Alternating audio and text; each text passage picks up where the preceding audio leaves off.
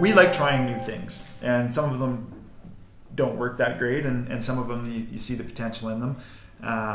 But one thing that we've talked about before is we're using the Grow Safe Beef technology, and it's one of these more of experimental type things, but we're trying to find ways that we can produce cattle more efficiently and get them ready for market without getting them over finished. And so basically this is a system where they stand on at the watering bowl, and it weighs the animals every time they come to drink.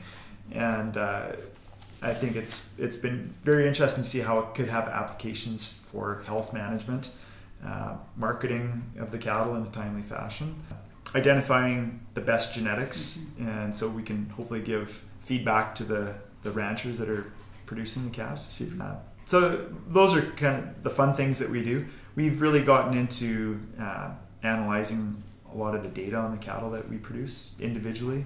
Canada's lucky in that we've got a national ID system it's meant for the traceability of the cattle that we produce, but we're starting to use it in our own operation to find how each individual animal will perform. And again, that's hopefully help us make better decisions the way we manage them, and also send that information back to our customers, the guys that we, or our suppliers, the ranchers that we buy calves from. I guess one challenge that we have is we're operating in a very low margin type business. So we're as an industry, we've consolidated, and we just have to be so sophisticated when it comes to risk management and really detailing your production practices. That's where a lot of our focus is on. How do we become more efficient, using our resources more efficiently, and our people, and a lot of it has to do with that, and the risk management that we take in dealing with the financial side of the business. We're using hedging and contracts and relationships with our customers to build alliances. So those are two main things that I do every day, is that I'm looking at ways we can get better. You know, it's amazing when you think about how large the cattle industry is in southern Alberta.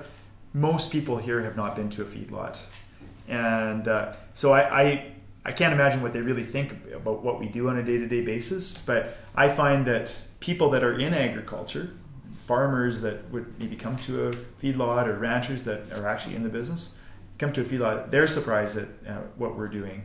But that we enjoy having people come out, taking tours, and just try and understand where our food comes from, because I think that's one thing that our industry really needs to do a better job of. People are really concerned about where their food comes from, but they really have no idea about the processes, and some people, I think, make decisions based on what they're buying on sometimes misleading information.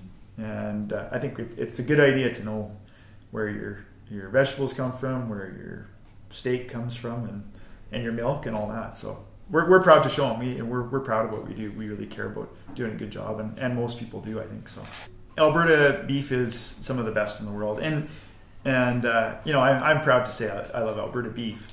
But I think realistically we acknowledge that it's the U.S. and Canada have very similar production practices, and we use grain to feed our beef, and so grain fed beef is really what sets us apart from the rest of the world. So we're also fortunate we have a lot of people here who just like agriculture and they want to keep working here. They might have other opportunities in the oil and gas business or something like that, but there's just that certain attachment people have to being involved in farming.